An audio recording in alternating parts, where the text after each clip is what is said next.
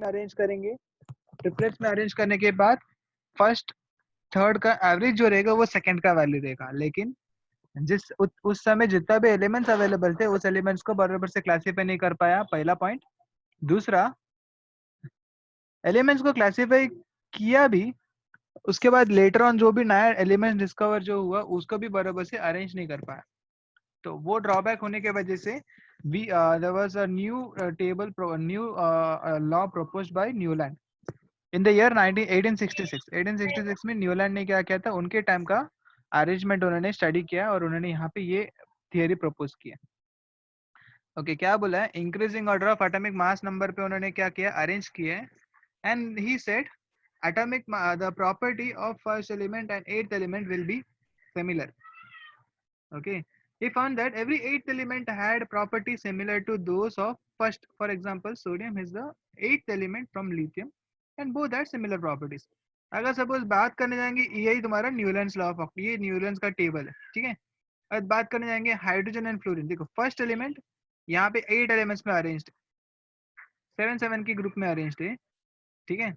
First और eight का property similar, first और एट का प्रॉपर्टी सिमिलर, फर्स्ट और एट का प्रॉपर्टी सिमिलर, फर्स्ट और एट का प्रॉपर्टी सिमिलर, ऐसा करके थोरियम तक उन्होंने क्या किया, अरेंज करके रखा था, ठीक है। अभी ये भी जो न्यूलैंड्स लॉ के अरेंजमेंट था वो, उसको हम बोलते हैं लॉ ऑफ ऑक्टेव। ऑक्टेव का मतलब होता है 8। 8 मीनिंग क्या, यहाँ पे मैच क्या हो रहा है, फर्स्ट एंड एथ एलिमेंट का प्रॉपर्टी मैच हो रहा है। तो सेम वे ऑक्टेव्स का मतलब यहाँ पे म्यूजिकल टर्म से बात करने जाएंगे, we have 8 tones. Okay, 8 notes होता है यहाँ पे, नोट्स नोट्स, हाँ नोट्स, टोन नहीं, नोट्स। नोट्स की बात करने जाएंगे, वी हैव स रे ग म प द नी। नेक्स्ट जो 8th वाला नोट जो रहेगा वो वापस से आएगा स। ओके, स रे ग म प द नी, वापस से 8th नोट जो रहेगा वो स रहेगा। क्या कह रहा है, first note and 8th note यहाँ पे क्या रहेगा, सेम रहेगा। सेम वे न्यूलैंड्स लॉ भी ऑक्टेव की तरह बात कर रहा है, जिसमें बोल रहे हैं फर्स्ट का प्रॉपर्टी और एथ का प्रॉपर्टी सेम रहेगा, ठीक है।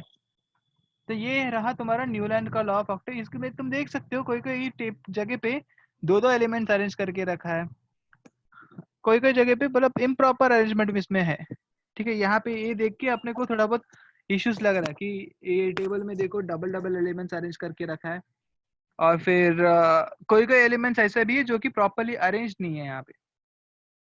एक्चुअली अगर बात करने जाएंगे, टेबल का अरेंजमेंट प्रॉपर कहाँ तक रहा, कैल्शियम तक ही रहा। कैल्शियम तक ही टेबल का प्रॉपर टेबल जो है बराबर से अरेंज करके रखा है। आफ्टर कैल्शियम जो भी इसका अरेंजमेंट रहा वो अरेंजमेंट इन प्रॉपर रहा। Okay, so that's what I will be explaining in the next slide.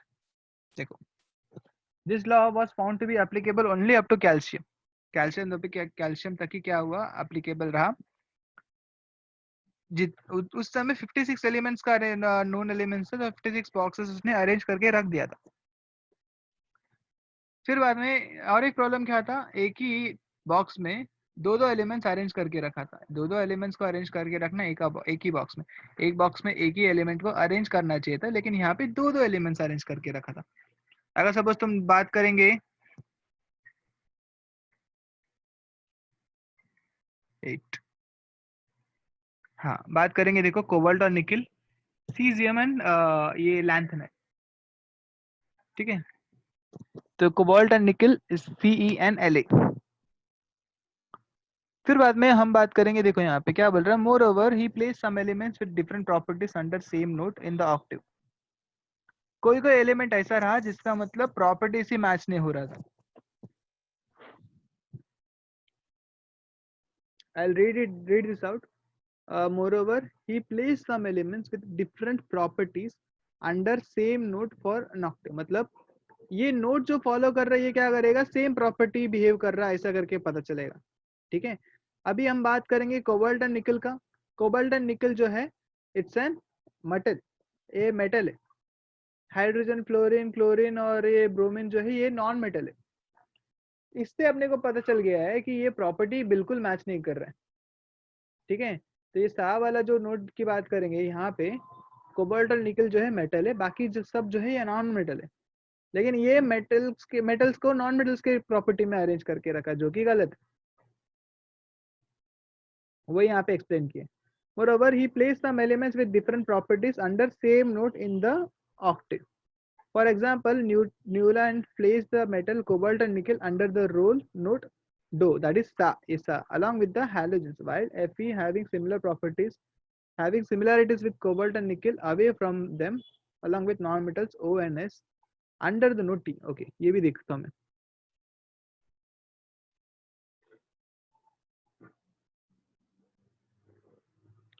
Octave ना सोनम लम्हा को, ऑक्टेव का मतलब होता है 8 8 8 8 का मीनिंग क्या है, यहाँ पे फर्स्ट एंड 8 का जो नोट है यहाँ पे मैच हो रहा है, उसको हम बोलते हैं ऑक्टेव।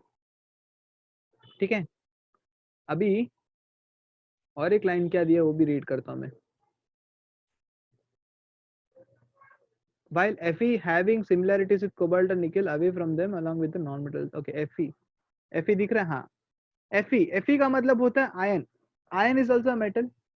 आयन को ऑक्सीजन और सल्फर के इसमें रखा है, ये जो है ये भी नॉन मेटल का सेक्शन है, लेकिन ये नॉन मेटल्स का सेक्शन को कहाँ पे रखा, मेटल्स ये सॉरी ये मेटल को नॉन मेटल्स वाले कॉलम में रखा, ये भी एक बड़ा ड्रॉबैक रहा। Also, Newland's octave did not have provision to accommodate newly discovered elements. This property of new discovered elements later on did not fit in the Newland's law of octave. Okay. फिर बाद में आता है तुम्हारा Mendeleev's periodic table. Mendeleev periodic table आके उसके just 3 साल बाद आके डिस्कवर बताया गया, प्रपोज किया गया था। ठीक है, so he was the first scientist who could classify the known elements 63, उस समय 63 known elements थे, तो 63 known elements को भी बराबर से अरेंज कर पाए in a form of table. Okay, he was the first scientist who could arrange those elements in an form of table. Okay, this was his first merit to be say. ठीक है, फिर बाद में क्या बोल रहा है मैं रीड करता हूँ। ठीक है, Mendeleev's periodic table is an important step in classification of elements. Okay, considering atomic mass as a standard and arranged 63 known elements, he then transformed into periodic tables of element in according with physical and chemical properties of these elements. Okay, क्या कह रहा है exactly ये बता देता मैं। पहली बात, ये पीरियोडिक टेबल को अरेंज किया in increasing order of atomic mass. ठीक है, एटॉमिक मास के ऊपर इन्होंने ये अरेंज किया, 63 नोन एलिमेंट्स को इन्होंने अरेंज किया। अभी यहाँ पे जो केमिकल प्रॉपर्टीज जो कंसिडर किया वो क्या कंसिडर किया है, hydrides, oxides, melting point, boiling point, density, ये सब प्रॉपर्टीज को कंसिडर करके उन्होंने क्या किया, यहाँ पे ये अरेंजमेंट बना के रखा। Okay, so Mendeleev periodic table was based on a law which is called as Mendeleev periodic law. वो law क्या है वो समझा तुम्हें। On the basis of his finding, Mendeleev stated the following periodic law. Properties of elements are periodic functions of their atomic masses. ये note करके रख लेना, ये बहुत ही इंपॉर्टेंट लाइन है। यहाँ पे जो भी प्रॉपर्टीज इन्वॉल्व है ये किस पे बिलोंग कर रहा है, ये यहाँ पे जो फंक्शंस जो इन्वॉल्व है किस पे बिलोंग कर रहा है, ये एटॉमिक मास पे डिपेंड कर रहा है। किस पे डिपेंड कर रहा है, ये एटॉमिक मास पे डिपेंड कर रहा है, एटॉमिक मास पे डिपेंड कर रहा है। तो properties of elements are periodic functions of their atomic mass. ठीक है, तो ये था मेंडलीव पीरियोडिक लॉ। तो मेंडलीव पीरियोडिक लॉ में क्या बोल रहा है यहाँ पे, मेंडलीव ने क्या किया है, उसने जितना भी नोन एलिमेंट्स है वो नोन एलिमेंट्स को अरेंज किया in a form of table. 63 known elements थे एंड किसके बेसिस पे उसने अरेंज किया था, basis of their chemical properties. What are the chemical properties which he considered, melting point, boiling point, hydrides, oxides, ये सब पैरामीटर एंड डेंसिटीज, इन सब parameters को कंसीडर करके उन्होंने क्या किया, ये अरेंज किया। Okay, so moving down to next slide. Okay, this is your modern periodic table. Okay, this is your modern periodic table. देखो अभी मॉडर्न पीरियोडिक टेबल की बात करने जाएंगे। देखो यहाँ पे ये जो पार्ट है, ये जो तुम्हारा वर्टिकल वाला पार्ट है, इस वर्टिकल पार्ट को हम बोलेंगे ग्रुप एंड हॉरिजॉन्टल पार्ट को हम बोलेंगे period. So we have total of 12 groups, sorry, we have total of 12 periods and of 8 groups. ठीक है, मेंडलीव पीरियोडिक टेबल में अगर बात करने जाएंगे, ये टेबल में अरेंज करके रखा है। 12 पीरियड से एंड 8 ग्रुप से। समझा यहाँ तक? ये 8 ग्रुप्स और 12 पीरियड्स। तो ये वर्टिकल वाला जो हम बात करेंगे it's called age group, horizontal वाला पार्ट जो है उसको हम बोलेंगे पीरियड। ठीक है। एंड इन्होंने देखो इस टेबल की बात करने जाएंगे, टेबल में अरेंजमेंट करके रखा है। अभी टेबल में देखो कोई कोई जगह पे सब खाली खाली जगह प्लेस करके रखा है, ये खाली खाली जगह यहाँ पे छोड़ के रखा है। अब ये खाली खाली जगह इन्होंने क्यों छोड़ के रखा है? Mendeleev predicted those elements which could be discovered later on. ठीक है, मेंडेलीव ने क्या किया था, लेटर ऑन ये सब एलिमेंट्स डिस्कवर होंगे, उनके प्रॉपर्टीज को भी थोड़ा बहुत डिस्कवर करके रखा था। वो बोला था कि ये प्रॉपर्टी, इसका एटॉमिक मास नंबर ये रहेगा, ये इसके ऊपर क्या रहेगा, इसका ये मेल्टिंग पॉइंट रहेगा, ये बॉइलिंग पॉइंट रहेगा, ये प्रेडिक्शंस बना के रखे थे। तो इसके लिए खाली खाली जगह यहाँ पे आपको दिखता रहेगा, ये डैश डैश जो दिख रहा है ना, ये इसके वजह से। ये ऊपर कोई डैश नहीं, क्योंकि यहाँ पे कोई ये रहने नहीं वाला है। जिधर डैश इन्वॉल्व है ना, वो डैश की बात कर रहा हूँ, डैश में फ्यूचर प्रेडिक्शंस। ओके, ये डैश में मतलब क्या है, ये फ्यूचर एलिमेंट्स को डिस्कवर करके रखे थे। ठीक है, okay, so I will move down to next slide. Okay, so I will read out the Mendeleev's का मेरिट, मतलब ये पीरियडिक टेबल बनाने का फायदा, क्या क्या पॉइंट्स हम लोग कंसीडर कर सकते हैं जिसकी वजह से मेंडलीव पीरियडिक टेबल सक्सेस रहा। ओके,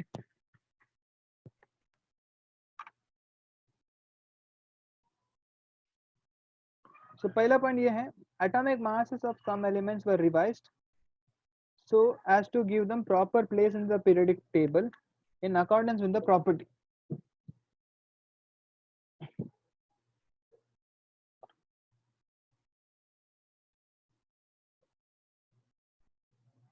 ओके, क्या क्या कह रहा है यहाँ पे, कोई कोई एलिमेंट्स का ना प्रॉपर्टी जो है तब इनकरेक्ट रहा, मतलब गलत था, तो उसको क्या करना पड़ा, थोड़ा चेंज करना पड़ा। ओके, फॉर एग्जांपल बेरिलियम का, ये बेरिलियम का एटॉमिक का मास जो था 14.9 था, 14.09 था। बाद में मेंडलीव पीरियडिक टेबल आने के बाद उसको करेक्ट किया गया है to 9.4। Okay, and this was placed before boron, which beryllium को बोरॉन के आगे रख दिया गया।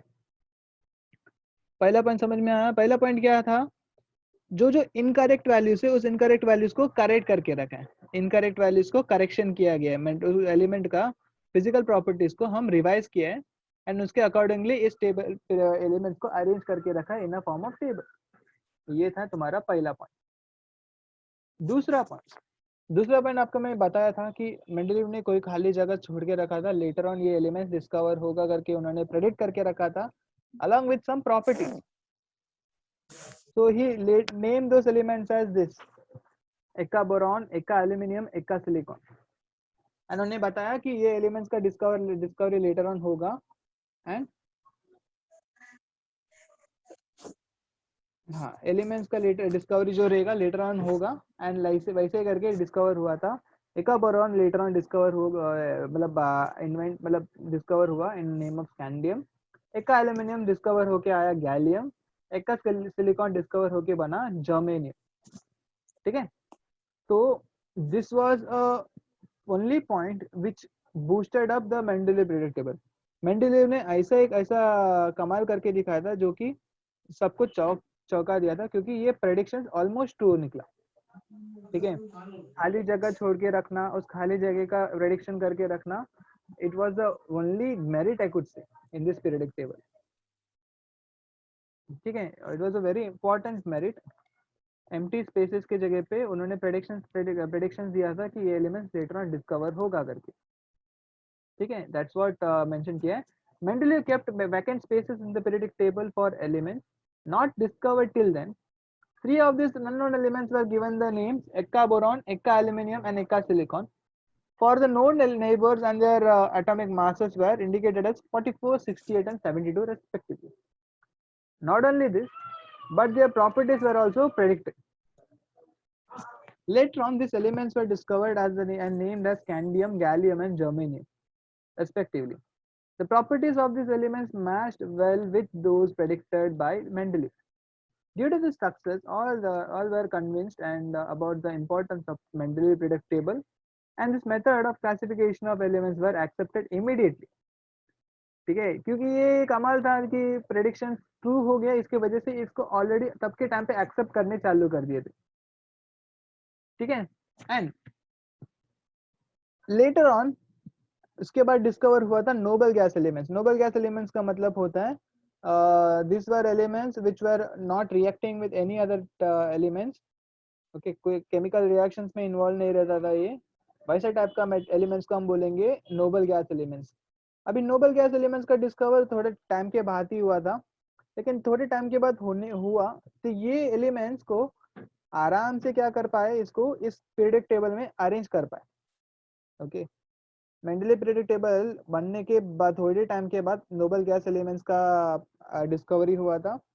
जैसे ये डिस्कवर हुआ, इसको भी आराम से क्या कर पाए, अरेंज कर पाए थे इन this periodic table without any disturbance. मतलब कोई दूसरा एलिमेंट्स को इधर उधर अरेंज करने की जरूरत ही नहीं पड़ा, जिससे ये एलिमेंट्स कॉर्नर पे जाके ये अरेंज हो गया था। ठीक है, आई will show you the periodic table. ठीक है, अब समझो कि ये तुम्हारा पीरियडिक टेबल था। ये पीरियडिक टेबल पे नोबल गैस एलिमेंट्स का प्लेसमेंट कुछ यहाँ पे रहा, यहाँ पे I guess. Wait I will show you, I Google करके बताता हूँ मैं। Noble gas elements in Mendeleev table.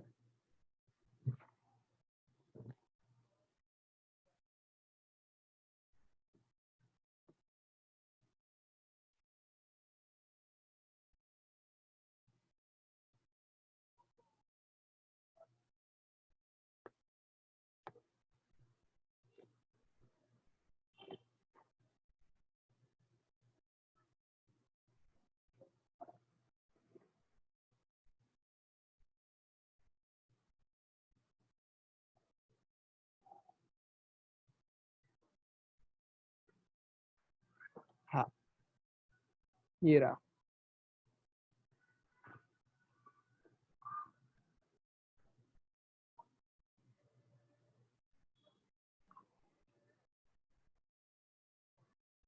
Okay, अगर सपोज ये देखेंगे, ये देखो, ये तुम्हारा प्रेडिक्टेबल था मेंडलीव का, जिसमें ये कॉर्नर पे क्या हो गया, ये नोबल गैस एलिमेंट्स आराम से फिट हो गया without disturbing any other table.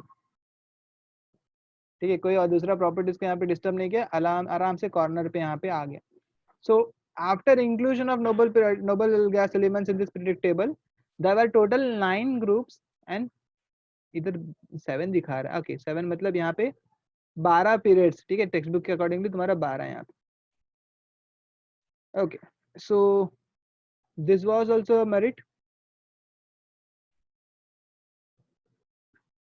सो ये पॉइंट डिस्कस कर दिया था मैंने यहाँ पे। ठीक है, अब बात करेंगे आइसोटोप्स के बारे में। ओके, ये 3 पॉइंट्स को हम कंसीडर करेंगे as a part of merit. पहला पॉइंट क्या था, मेंडलीव का प्रेडिक्ट टेबल के वजह से बहुत सारे एलिमेंट्स का रिवीजन हुआ, मतलब प्रॉपर्टीज का रिवीजन हुआ। रिवीजन का मतलब क्या, वैल्यूज को चेंज किया गया, करेक्ट वैल्यूज को उसका वैल्यूज को करेक्ट किया गया। सेकंड पॉइंट क्या था, वैकेंट स्पेसेस के जगह पे उन्होंने प्रेडिक्ट करके रखा था कि फ्यूचर में ये एलिमेंट डिस्कवर होगा करके। तीसरा क्या था, नोबल गैस एलिमेंट का डिस्कवरी हुआ, डिस्कवरी होते ही क्या हो गया, वो आराम से पीरियडिक टेबल में फिट हो गया विदाउट एनी डिस्टर्बेंस। तो ये 3 पॉइंट्स, ये मेरिट ही दिमाग पे बिठा के रख लो, ये इंपॉर्टेंट पॉइंट्स है, ये तुम्हारे एग्जाम में भी आ सकता है एज अ शॉर्ट नोट। ठीक है, ओके, हम बात करेंगे हम आइसोटोप्स के बारे में। आइसोटोप्स का मतलब क्या होता है, isotopes are those element which has same atomic number but different atomic mass number. ये तुम लोगों को 9th स्टैंडर्ड के टाइम पे समझाया था आइसोटोप्स का मतलब क्या होता है करके। ये प्रॉपर्टी रहता है, कोई हर एक एलिमेंट का ना एक प्रॉपर्टी रहती है जिसके पास एटॉमिक नंबर सेम रहेगा, लेकिन एटॉमिक मास नंबर जो रहेगा वो की अलग रहेगा। एग्जाम्पल बात करने जाऊंगा, हाइड्रोजन, हाइड्रोजन का 3 isotopes, hydrogen deuterium and tritium. तो ये 3 आइसोटोप्स की बात करने जाएंगे, तीनों का एटॉमिक मास जो रहेगा यहाँ पे अलग अलग रहेगा। ठीक है, हाइड्रोजन का अगर बात करने जाएंगे तो हाइड्रोजन है, ड्यूटेरियम है और ट्राइटियम है। एटॉमिक मास नंबर जो रहेगा इसका 1, 2 और 3। ठीक है, तो ये एग्जांपल बोल सकते हैं आइसोटोप्स का। एटम, ये किसका एग्जांपल था? हाइड्रोजन का एग्जांपल था। तो हाइड्रोजन का एग्जांपल में हम बात कर रहे थे hydrogen, deuterium and tritium. Atomic mass number is 1, 2 and 3। फिर बाद में यहाँ पे और एक एग्जांपल दिया है क्लोरीन। क्लोरीन का भी आइसोटोप क्या है? यहाँ पे दो आइसोटोप है दिया, क्लोरीन 35 एंड Cl37। ओके, अब क्वेश्चन क्या रहेगा पता है? अभी आइसोटोप्स अगर बात करेंगे, आइसोटोप्स की बात करने जाएंगे, तो isotopes means which has same atomic number but different atomic masses. तो एक ही एलिमेंट का अगर एटॉमिक मास नंबर की बात करने जाएंगे, एक ही एलिमेंट का दो दो पोजीशन देना पड़ेगा, क्योंकि एटॉमिक मासेस की बात करेंगे तो एटॉमिक मासेस के बेसिस पे ये अलग है। मीनिंग मेरे पास दो क्लोरीन है, दोनों क्लोरीन का एटॉमिक मास नंबर जो अलग अलग है, लेकिन इस टेबल में एक ही पोजीशन दिया गया। आई गेस तुम लोग को थोड़ा बहुत कंफ्यूजन रहेगा इस मामले में, लेकिन टू पॉइंट वेरी क्लियर है। समझो यहाँ पे क्लोरीन का ना दो पोजीशन है। क्लोरीन का एक जगह ऑलरेडी दिया है क्लोरीन का, लेकिन दो चीज है, क्लोरीन का 35 भी है, 37 भी है। एक्चुअली क्लोरीन को दो पोजीशन देना चाहिए क्योंकि यहाँ पे दो आइसोटोप्स इन्वॉल्व है, लेकिन इस पीरियोडिक टेबल में एटॉमिक मास कंसीडर किया, इसके वजह से इसको खाली एक ही पोजीशन दिया गया। तो वो एक डीमेरिट रहा, that was a very big drawback, क्योंकि एक एलिमेंट का आइसोटोप रहेगा, ठीक है, we had isotopes for almost every element. Okay, तो पहला पॉइंट ये है। ओके, पहला पॉइंट छोड़, दूसरा पॉइंट मैं डिस्कस कर रहा था। Isotopes were discovered long times after Mendeleev put forth periodic table. Isotopes have same properties, chemical properties, but different atomic masses. A challenge was posed in placing them in the Mendeleev periodic table. It was a very big challenge in placing those elements in the periodic table. दूसरा,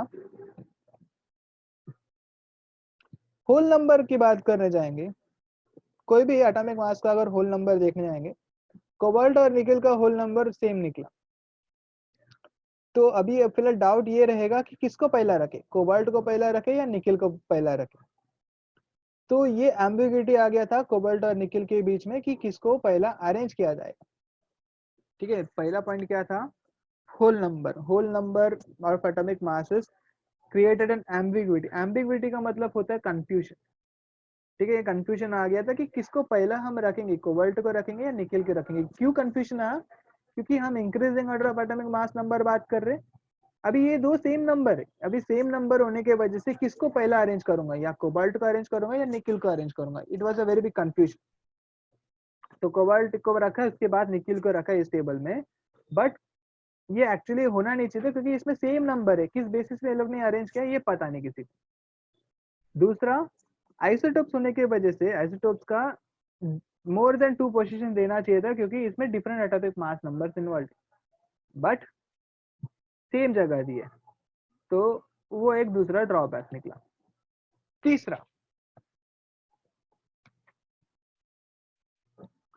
तीसरा समझाने के लिए आपको मैं periodic table वापस समझाता हूँ, दिखाता हूँ। ठीक है, आप समझो यहाँ पे हाइड्रोजन क्या है, एटॉमिक मास नंबर 1 है। फिर बाद क्या आ रहा है? 7। लिथियम नेक्स्ट एलिमेंट जो अरेंजमेंट दिया है 7। डिफरेंस क्या है यहाँ पे? 6।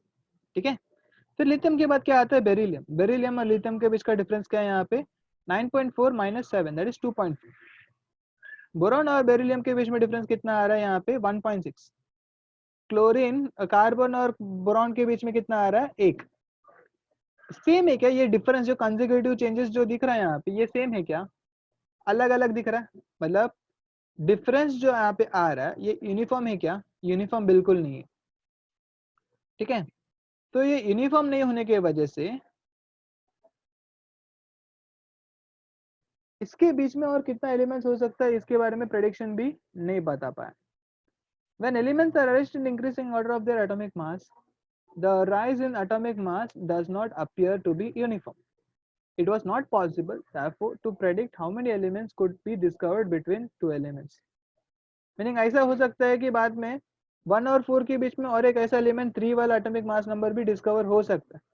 तो इसमें अपन हम क्या नहीं कर सकते, ये पता नहीं कर सकते कि इसके बीच में कितना एलिमेंट्स और आ सकता है, ठीक है। That was also very big confusion.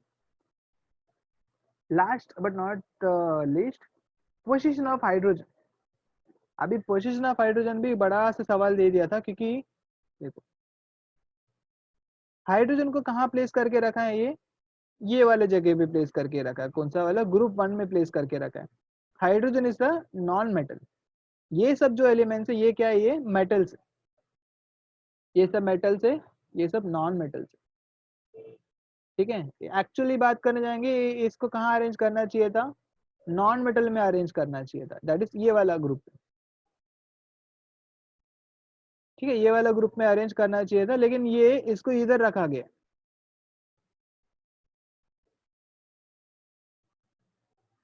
Okay, point ये है, हाइड्रोजन रिसेंबल्स टू प्रॉपर्टीज।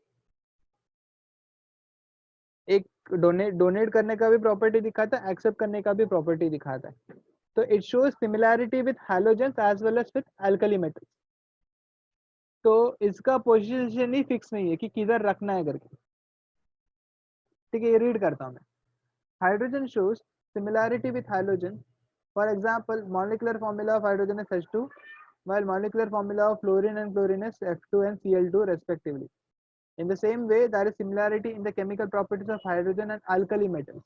बता था मैं, हाइड्रोजन का भी प्रॉपर्टी सिमिलर है, अल्कली मेटल्स का भी प्रॉपर्टी क्या है, सिमिलर।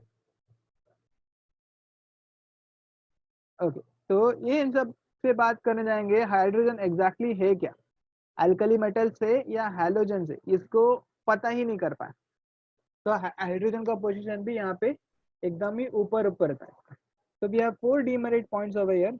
पहला पॉइंट क्या था, होल नंबर वाला पॉइंट। होल नंबर वाला पॉइंट क्या था, द कोबाल्ट और निकल का होल नंबर के वजह से किसको पहला अरेंज करना वो पता नहीं चला, there was an ambiguity caused. Second, isotopes of elements के वजह से डिफरेंट पोजीशन देना चाहिए था, लेकिन इसमें सेम पोजीशन दी है, okay, that was a very big challenge. Third point क्या था, as increasing order of atomic mass number की बात करने जाएंगे, डिफरेंस जो आ रहा है it was not uniform. Difference uniform नहीं होने की वजह से इसके बीच में कितना एलिमेंट्स और डिस्कवर हो सकता है इसके बारे में आइडिया नहीं था। Fourth point, position of hydrogen. Hydrogen जो है alkali metals as well as halogen, इन दोनों का प्रॉपर्टीज रिसेंबल कर रहा था, इसके वजह से इसका भी पोजीशन फिक्स नहीं था, ठीक। ये वाला जो मॉडर्न प्रेडिक्ट टेबल रहेगा, ये मॉडर्न प्रेडिक्ट टेबल आपको मैं नेक्स्ट लेक्चर में समझाता हूँ, ठीक है।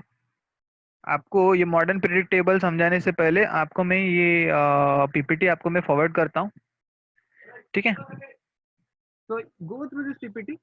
आपको पीपीटी अगर समझ में नहीं आया, you can go through the textbook as well, क्योंकि मैं पीपीटी टेक्स्ट बुक को ही फॉलो करके मैं बनाया, ठीक है। डाउनलोड कर लेता हूँ इसको मैं।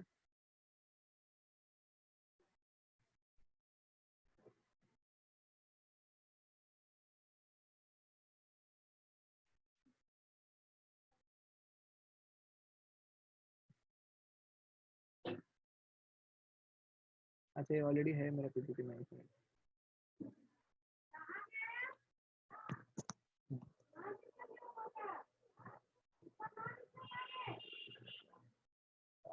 सो आई होप ये वाला टॉपिक सबको समझ में आ गया रहेगा। It is one of the simplest topic which I am discussing right now, ठीक है। बहुत इजी टॉपिक है, ज़्यादा मेहनत नहीं है। आपको खाली इसमें पीपीटी से नोट्स जो फॉलो किया, ये पीपीटी भी तुम पढ़ोगे बहुत है, ठीक है। आपको इसके लिए नोट्स प्रोवाइड करना की जरूरत नहीं है। हाँ हाँ हाँ हाँ, मुड़ ऑलमोस्ट मुड़। तो आज के लेक्चर बस इतना ही। तो कल के लेक्चर में हम क्या करेंगे, तो कल के लेक्चर में we will discuss modern predictable 20 element. अच्छा, और एक चीज आपको होमवर्क के नाम पे इसमें क्या दे रहा हूँ मैं, इस पीपीटी के एंड में ना 20 एलिमेंट्स, 20 एलिमेंट्स के नाम को आपको पढ़ना है, ठीक है। वो 20 एलिमेंट्स का नाम आपको मैं एक बार रीड कर लेता हूँ मैं, तो आपको बाद में ऐसा नहीं होना चाहिए।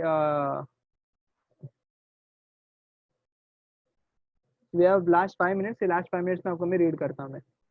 Hydrogen, helium, lithium, beryllium, boron, carbon, nitrogen, oxygen, fluorine, neon, sodium, magnesium, aluminium, silicon, phosphorus, sulphur, chlorine, argon, potassium, calcium. आपको क्या पढ़ना है? ये एलिमेंट्स, ये एटॉमिक नंबर, ये सब नहीं पढ़ना है। Electronic configuration, valency, valence electron, metal, non metals, ये सब आपको नहीं करना है। आपको क्या करना है? आपको ये hydrogen atomic number, helium atomic number, lithium atomic number, ऐसा करके 20 एलिमेंट्स का आपको क्या करना पड़ेगा? ये पढ़ना पड़ेगा।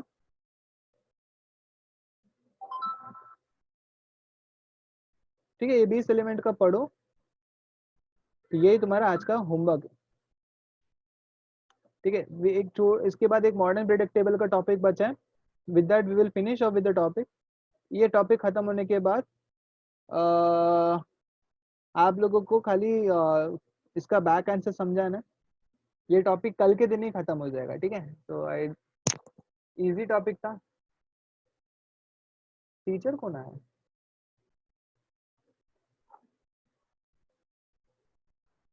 देखते ये टीचर कौन है। ये टीचर कौन है भाई? हेलो,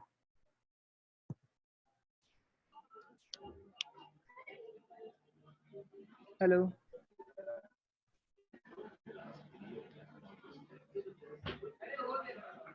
हेलो,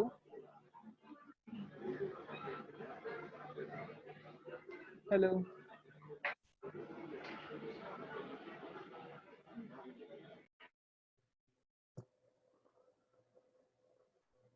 ये टीचर कौन है? मेरे को वो बताओ पहला, कौन है करके।